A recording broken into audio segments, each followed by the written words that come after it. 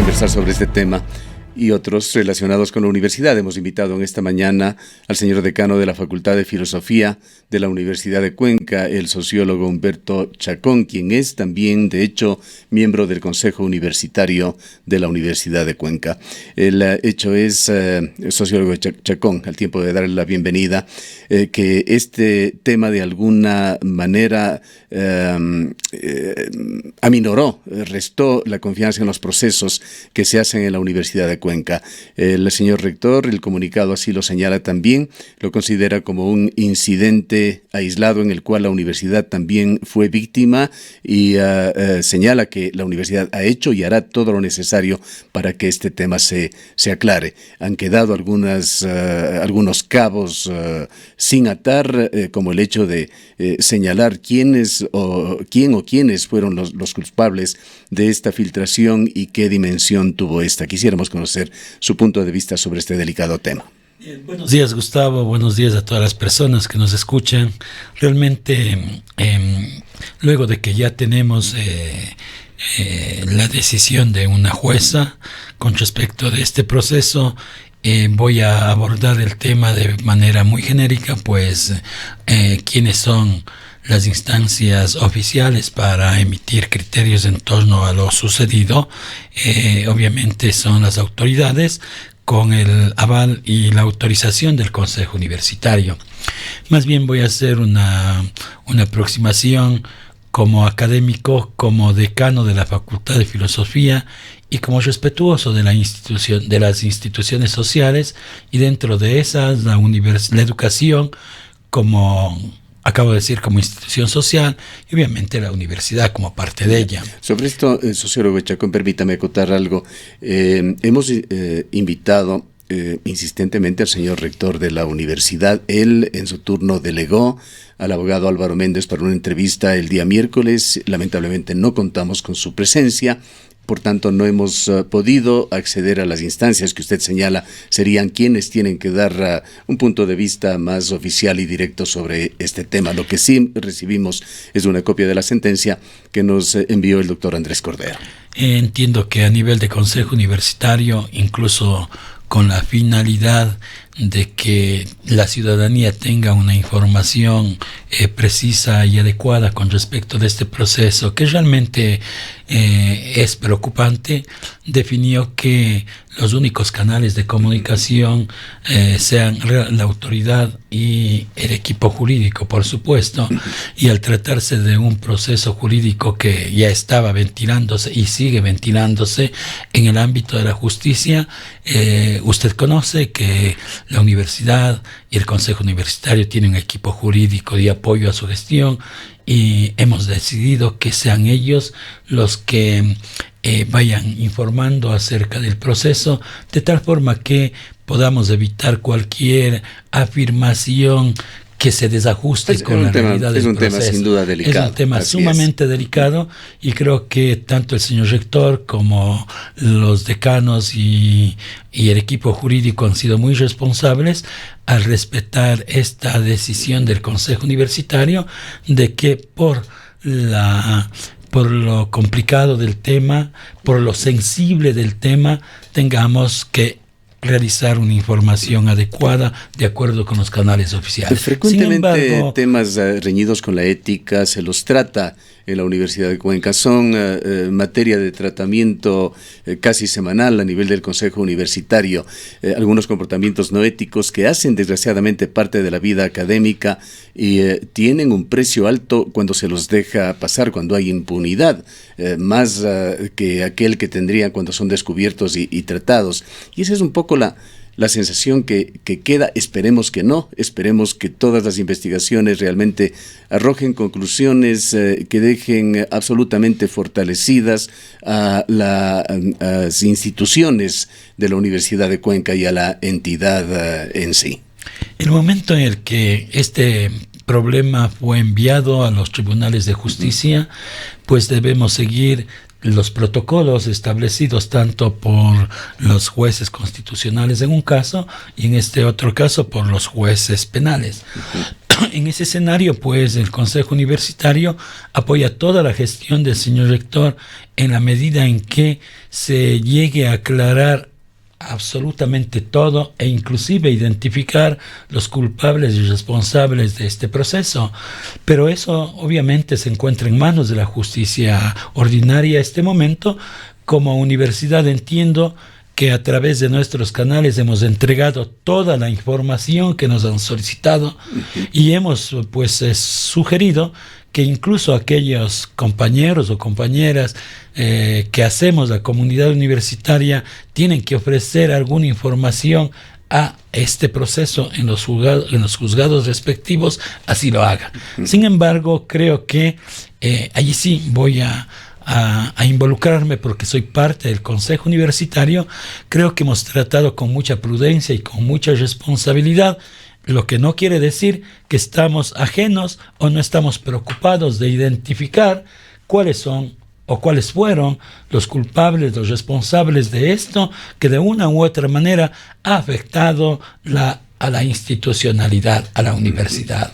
Eso que quede claro. Así es, nos y esto implica mucho. Otros aspectos, Claro. Porque uno es el aspecto de carácter legal que se ventila en la Fiscalía, eventualmente ante jueces del sistema judicial ecuatoriano, pero otro tiene mucho que ver más con lo interno, con el tema académico, las decisiones que ha tomado la universidad de continuar adelante con el proceso sin ofrecer una segunda oportunidad a quienes podrían haberse sentido vulnerados por estos sucesos, y también la otra parte de tomar medidas administrativas para depurar si es que fue alguien del sector administrativo de la universidad quien realizó estos actos para depurar y dar garantías a futuro. Nosotros, como digo, hemos puesto los procesos en manos de la justicia y obviamente no podemos tomar ninguna decisión sin que tengamos resultados precisos y concretos en términos de responsabilidad en caso de que sean internas o externas, ¿no? Responsabilidad sobre esta supuesta filtración de los exámenes del área de la salud. Lo único que nosotros podemos hacer es continuar con el proceso, salvaguardando evidentemente a aquellos estudiantes que sí se presentaron y cumplieron con ética, obviamente, su examen de admisión en la Universidad de Cuenca. Sí, el Consejo Universitario ha definido algunos criterios en caso de que algunos de los estudiantes del bachillerato que fueron beneficiados por este acto inmoral y que llegarían a matricularse en la universidad, ellos van a ser castigados con el peso de la ley.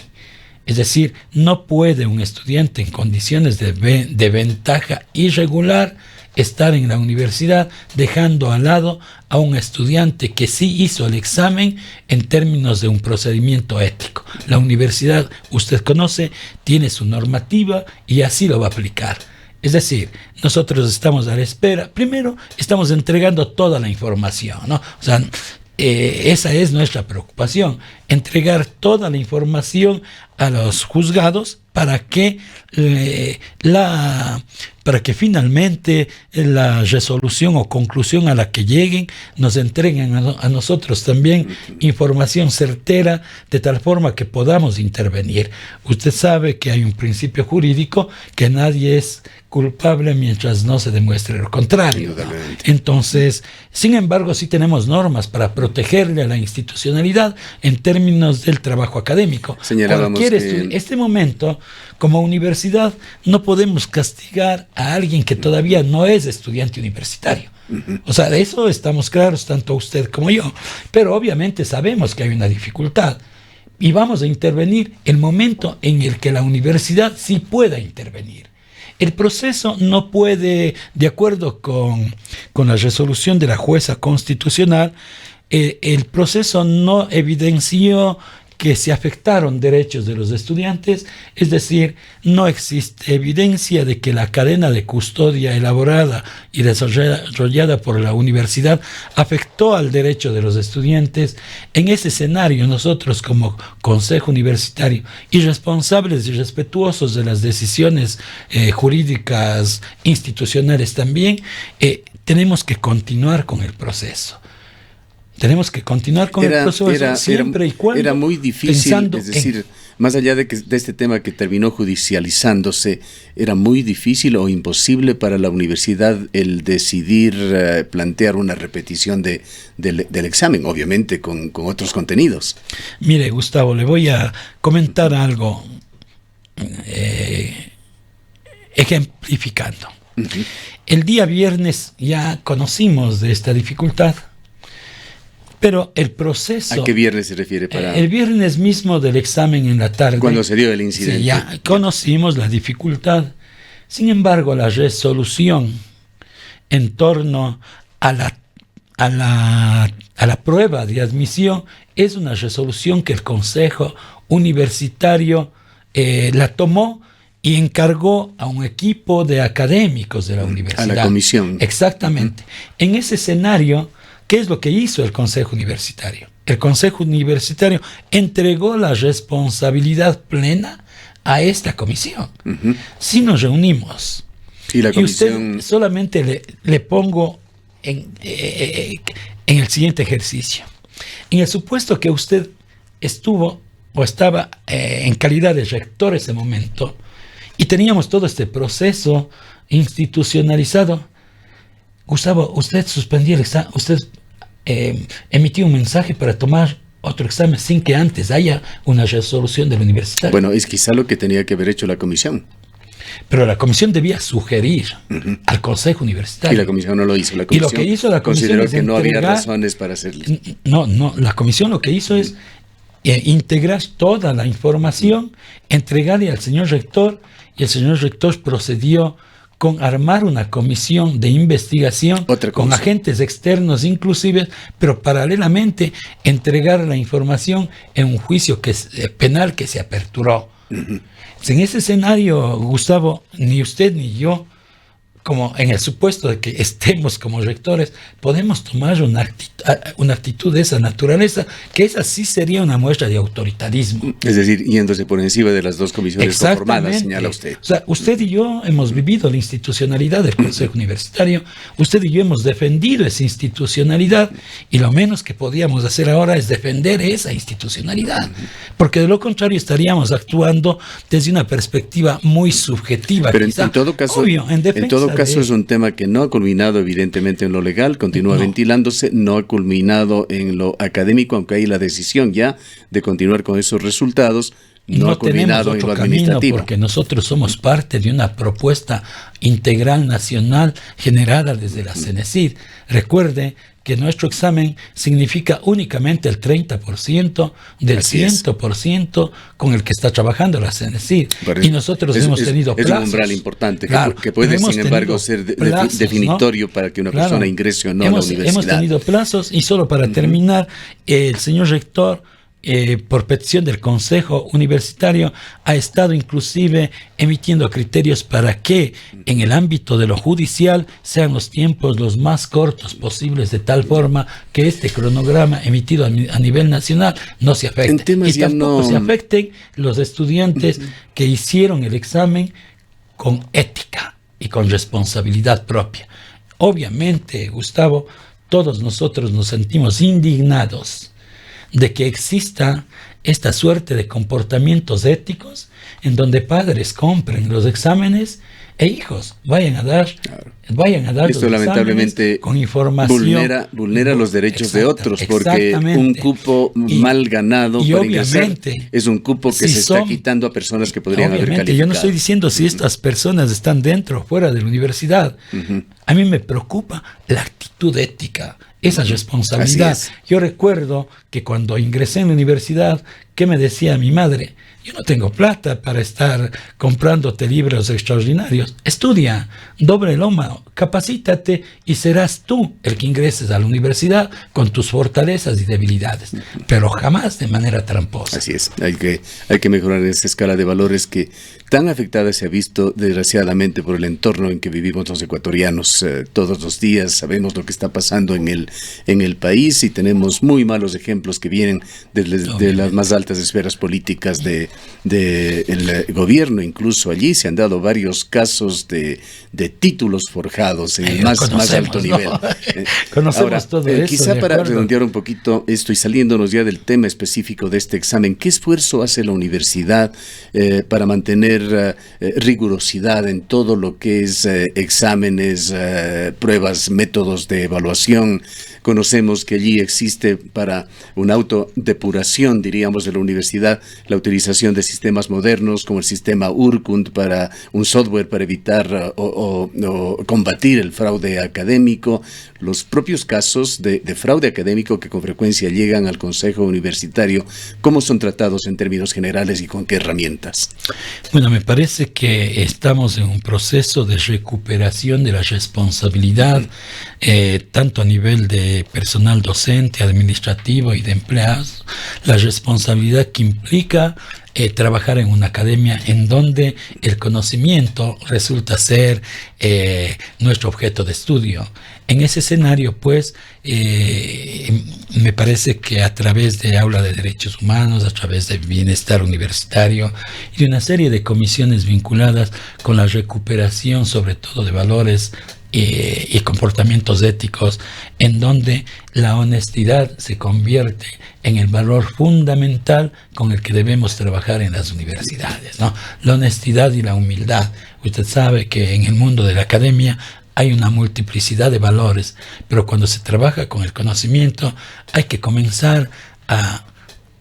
trabajar con mucha fuerza, con mucha potencia, ¿no? Tanto en el ámbito de la reflexión teórica como en el ámbito de la experimentación, que puede ser en laboratorio o más allá de los laboratorios. Tenemos que trabajar con mucha responsabilidad y reconocer que nos falta mucho por conocer. Y en ese proceso de reconocimiento generamos un segundo comportamiento ético, el de la humildad. Y eso es lo que estamos intentando transferir a nuestros estudiantes.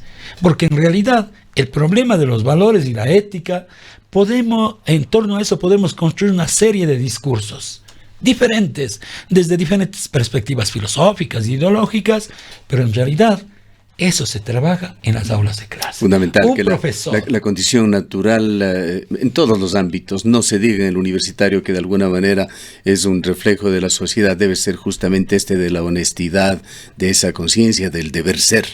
Exacto. En ese escenario, entonces, existe una herramienta que tenemos que trabajarla, mejorarla y ponerla en vigencia, la de los sílabos.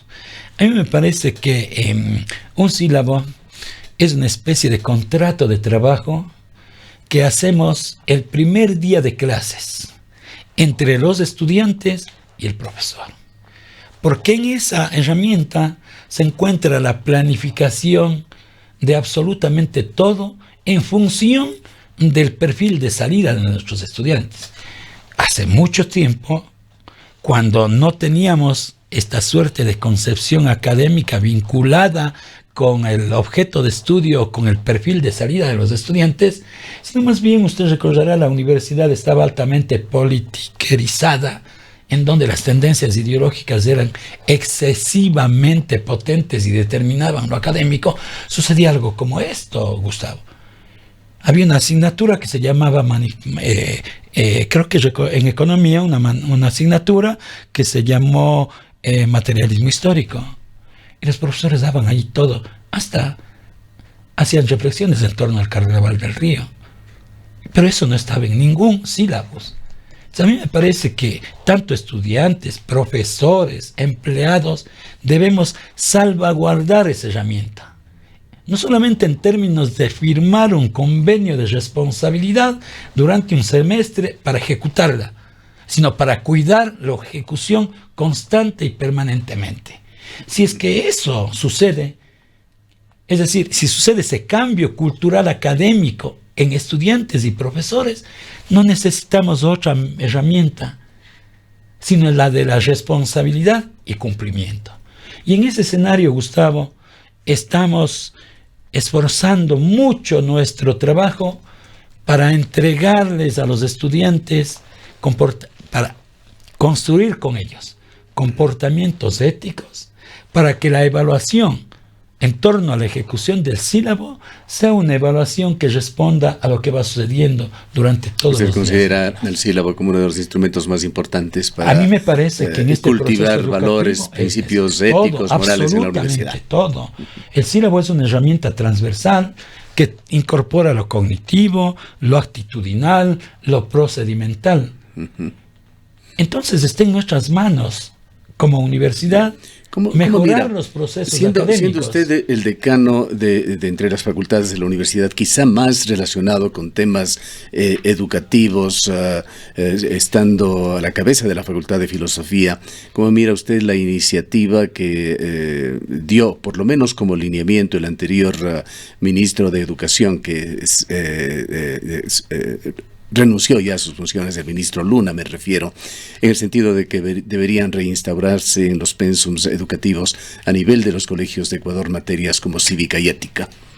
Yo creo que esa es una constante, más que como asignatura, es como un tema, aunque resulte repetitivo esto que voy a decir, y a veces hasta inaplicable, no por lo que realmente sea inaplicable, sino porque no existe interés por aplicar el criterio de transversalidad de los temas cívicos, prioritariamente cívicos, éticos, y obviamente todo esto en el marco de los valores, ¿no? Yo creo que al ser humano hay que recuperarle en cuanto tal.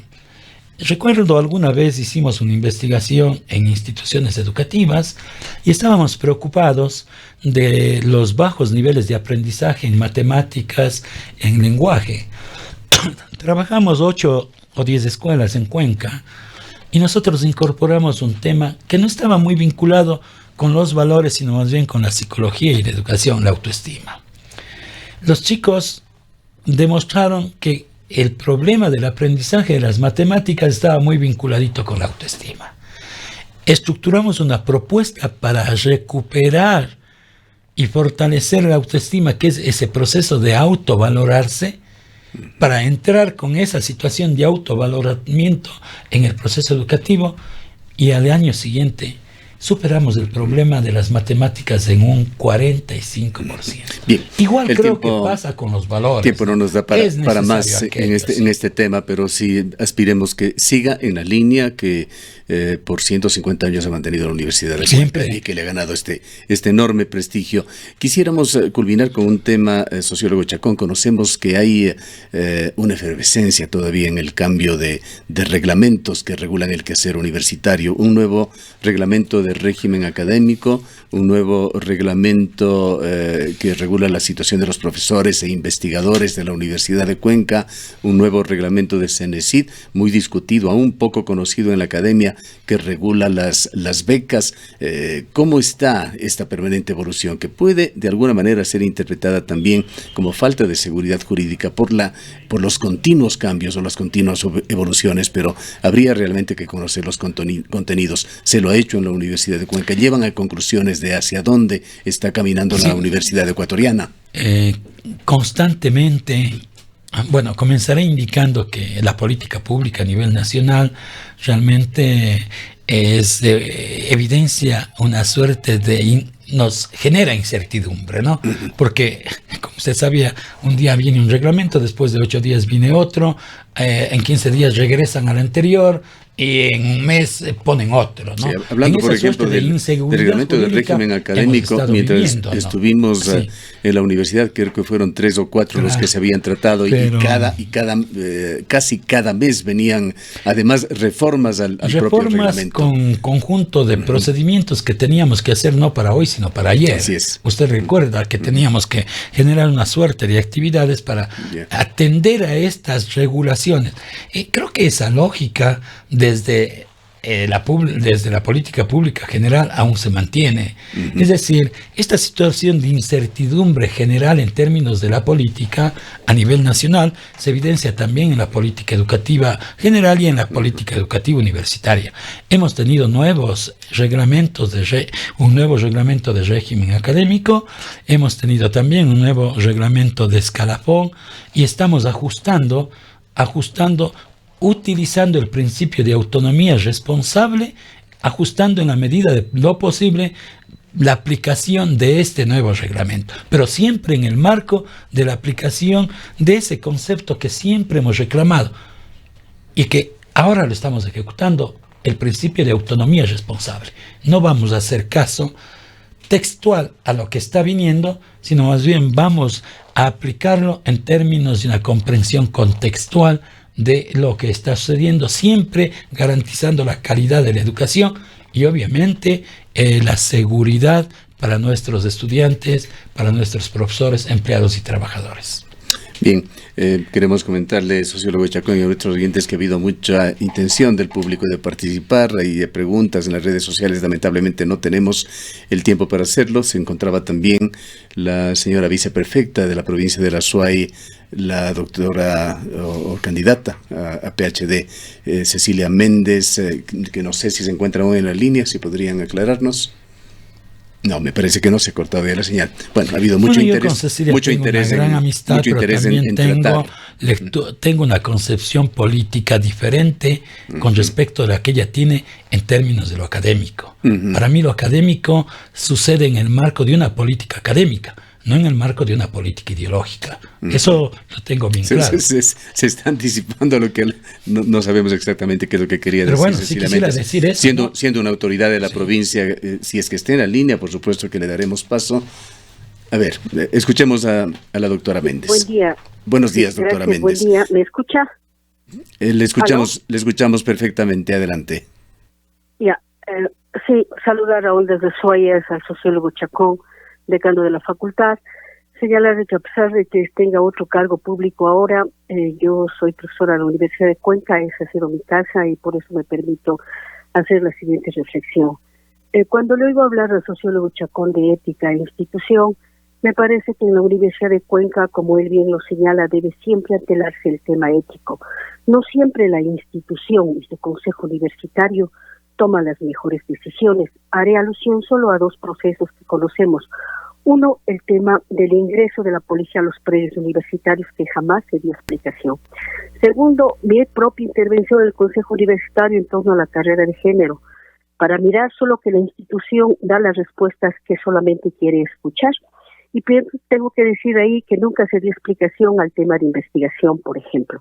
En este grave problema que acaba de pasar la universidad con jóvenes estudiantes, solo quisiera decirle al sociólogo Chacón que la ética se practica y desde el punto de vista ético, la universidad como institución debió haber puesto en juego un juicio común que es el de justos por pecadores, es decir, debió haber dado paso a la toma de un examen a todos, precisamente para aplicar los criterios éticos, porque, repito, no siempre los criterios institucionales son los más adecuados y son los mejores.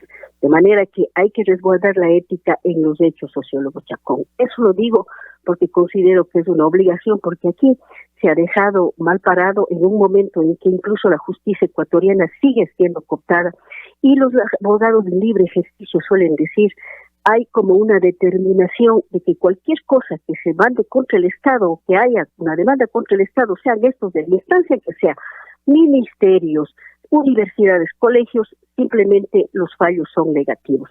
Aquí lo que se ha perjudicado sí es la ética y a tres valientes chicos que están reclamando por aquellos que ahora están adentro. Hubiese sido bueno que la universidad practique este dicho de justos por pecadores y ahí hubiese recuperado muy bien el tema ético, sociólogo Chacón. Muchas gracias. Buen día. Es el criterio de la socióloga Cecilia Méndez, profesora de la Universidad de Cuenca, actual viceprefecta de la provincia de la Azuay. Y concluimos con usted, sociólogo Chacón. Yo creo que con Cecilia hemos tenido una experiencia de vida académica larga e histórica. Ambos fuimos estudiantes de la carrera de sociología. Ella optó por un proyecto político, yo opté por otro proyecto político. Sin embargo, fuimos respetuosos de esas posiciones. Hemos sido inclusive solidarios en ciertas prácticas políticas. Sin embargo, creo que en ella y en mí suceden la ética como principio y como práctica.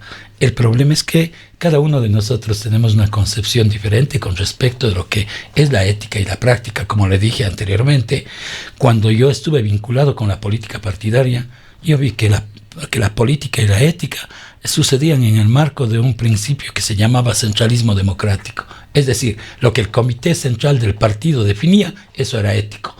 Entonces eso a mí me pareció un absurdo. Dejé de militar y comencé a trabajar más bien en el ámbito académico. ¿Usted se ha alejado del ámbito de la política? De la política partidaria tradicional, obviamente que sí, porque es necesario seguir en la política, pero con nuevas concepciones. Yo solamente quisiera decir que la ética no solamente es un discurso, sino es el resultado de una práctica constante y permanente. Y ahora le voy a decir algo. Yo fui buscado por algunos movimientos políticos para ser candidato a la alcaldía de Cuenca. Sin embargo, yo tuve que